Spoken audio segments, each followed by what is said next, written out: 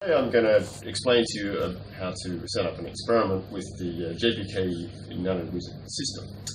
Okay, so starting from the beginning, the system is for the top view optics platform is in this isolation hood.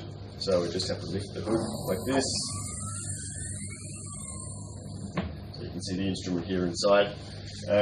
First thing I'll do, it might be that the optics is positioned over the microscope like this.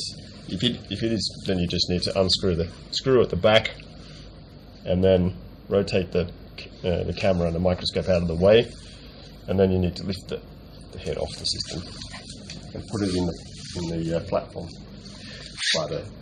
in front of the system here. So while I'm here, I might as well just check and see if the instrument is switched on, and you can see that on the front of the instrument here. You can see there's a blinking light here, and that indicates that the instrument is not switched on. So I simply press the on button here, so that is now switched on, and whether the computer is switched on, and it looks like the computer is not switched on, so I'll just press the button on the front, on the top of the computer here, turn that one on. Okay. So in the meantime, I'll go over and get the probe holder out of the cupboard. I'll just show you where the cupboard is. It's over here on the other side of the lab. And I use this probe holder, which is called a hyperdrive holder, and we should mount the cantilever on that one. Okay.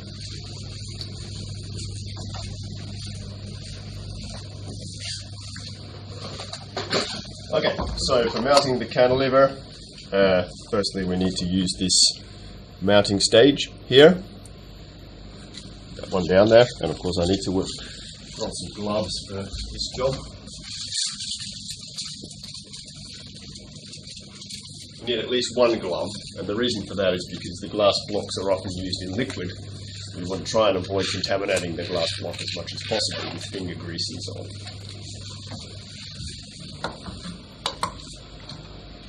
So I carefully open the holder here. I need to hold the base down so that the probe holder doesn't roll off.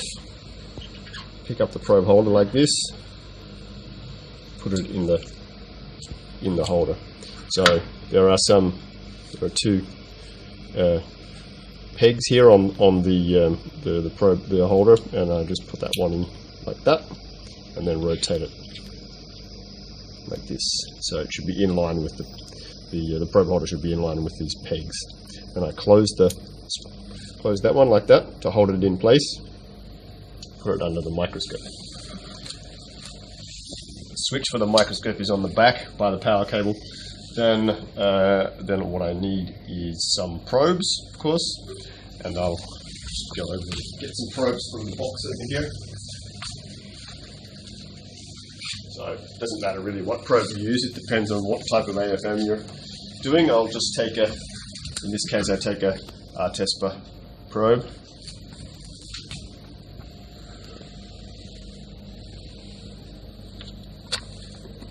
So normally I pick up the probe with these fat-ended tweezers.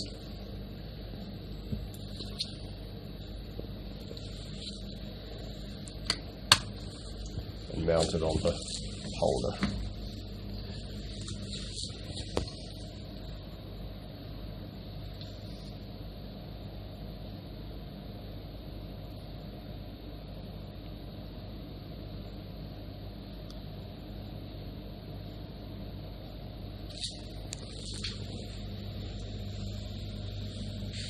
Okay, you'll find the box with all the tools is normally behind the microscope here.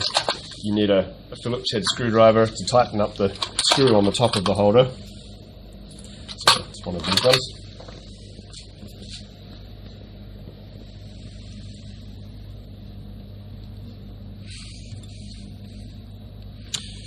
And you'll see that the substrate will be pushed forward by the clip, so you might need to hold it down while you're tightening the screw. You don't need to tighten the screw more than about finger tight.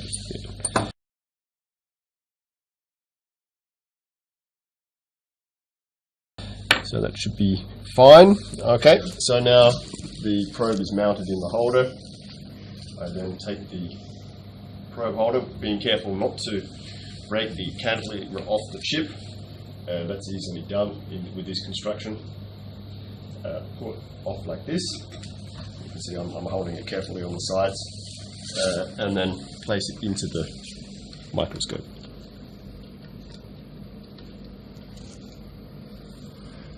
Then the same procedure. I have to twist this one so that it's parallel with the pegs on the base of the holder, of the probe holder here. So that's now in place. Then I just need to lift this head and put it over here on the stage. So you should be careful when you place the head, particularly if you're just starting using the system, to make sure there's enough space between the probe holder and the sample. And it's a bit difficult. It's a bit dark here right now, but what I can do is I can move the light over, put it in place like this, and then turn on the base light here.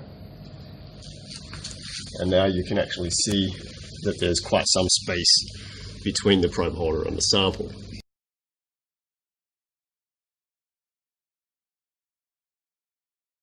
The way you control that is in the software, by using the motor control system. Okay, so that's now in place. What I need to do is start the computer, log in. Login details you can see on the bottom of the monitor here. BK user.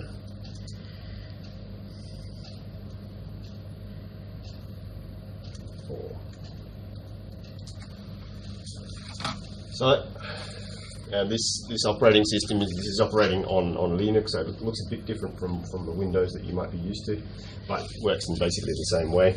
This is the desktop for the JPK system, and then I just need to double click on this JPK SPM desktop icon. It will then open up a new window, and you need to choose the configuration. And in this case, I have JPK 00519, which is this controller, and the 060110 head, which is the Nanowizard controller. Head, I should say. Press OK, and this will open the software.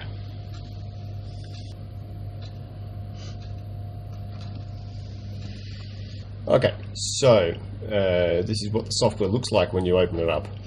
This is the very latest version of the software. It's all set up here for doing QI mode. So if you're doing QI mode, then you're in the right place. If you're not doing QI mode, then you need to change the mode here.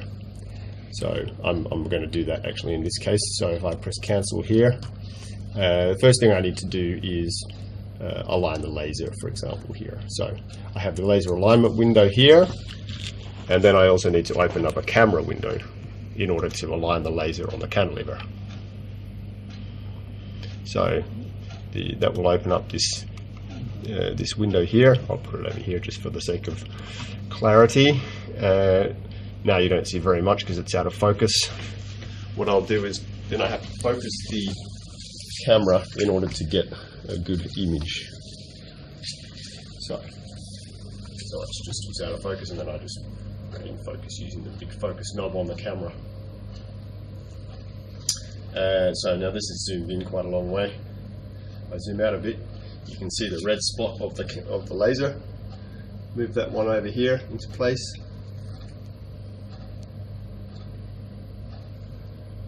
That one on the cantilever. So now you can see the laser spot on the cantilever, and you can also see that the sum signal is about 3 volts, which is about where it should be.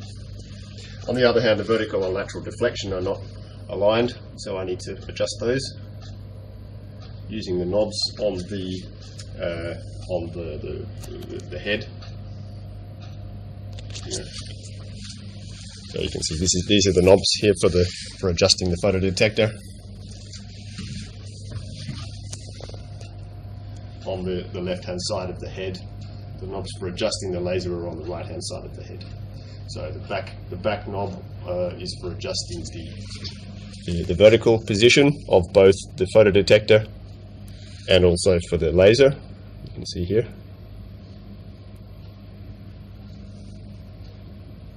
and the other knob in the middle is for adjusting the mirror. Usually if you're working in air, then you don't need to worry about adjusting the mirror. If you're moving between air and liquid, then you may need to adjust the mirror. Okay, so that's all now set up. Basically, I can now tune the cantilever. I'm assuming that we want to do AC mode or tapping mode, and then I need to choose AC mode here in the mode selector. The camera window doesn't close down on its own, so I'll just move it over here. This is the tune window for the cantilever, and I need to start that one by pressing this infinity button, and that gives us the frequency spectrum. But then I also remember I forgot to choose direct drive here. Direct drive is for the hyperdrive holder. The internal drive is basically being driven from the head itself. So now choose the direct drive, press the button again, and start the frequency, amplitude versus frequency spectrum. Zoom in is done using the wheel on the mouse. So I zoom in on the resonance peak, choose the drive frequency, just the horizontal line, and we say that this is probably good. Normally we put the drive frequency a little bit to the left of the main peak. Close the turn, I click the infinity button, and now I'm basically ready to engage. First thing I have to do is to lower the sample towards the stage. So I need to open or access the motor buttons, which you do using this funny looking thing. It looks like a settings button, but it's actually for the motors, Z-stepper motors, and these are the controls for the Z-stepper motor. It's now at 500 microns per step. So if I press the down button here, it will move down 500 microns. And if you look at the head while you're doing this, you can see roughly how far you are from the surface.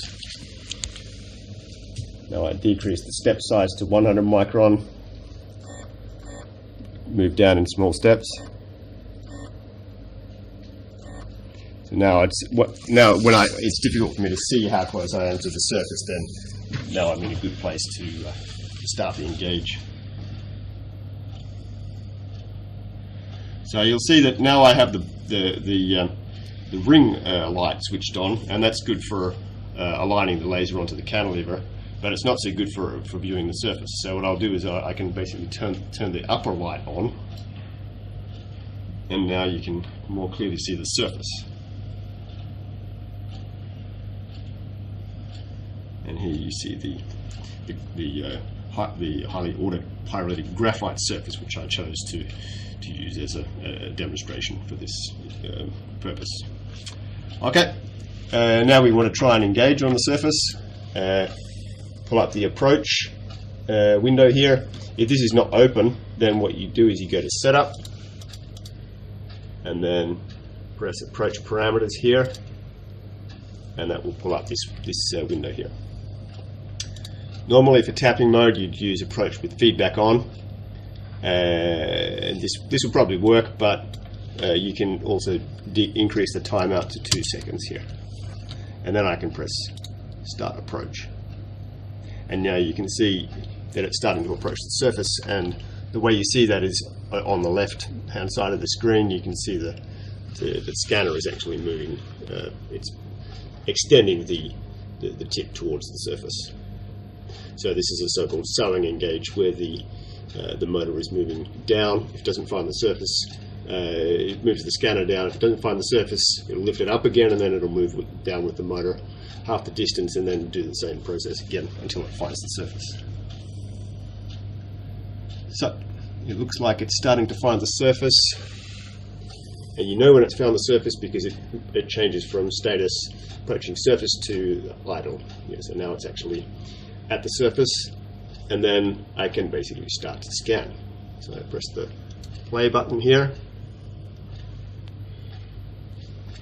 and you can see that the surface will start to pop up. And now I realize that I forgot one thing, and you can see that from the oscilloscope trace that there's a lot of noise in the image. I forgot to turn on the vibration isolation table, which is this one down here. That one is turned on simply by pressing power and then by isolation. And when that stopped blinking, it's good. Good. And now you can see here that we've started to collect an image. Tapping mode, then you might be interested in height, but also in locking amplitude and locking phase. And they're the three channels that you're normally interested in. So that's the steps involved with starting an image with the JVK system. When you get to the point where you're starting to collect full images, you want to then record to save your image data. The images will end up in this list here. You can either save them manually, or you can set up an automated saving way of saving, or address for saving this data. And we'll say that's okay. And then I press hold here, and that will hold this image. And I can go more into detail about saving the images in a separate video. Okay, thanks for listening.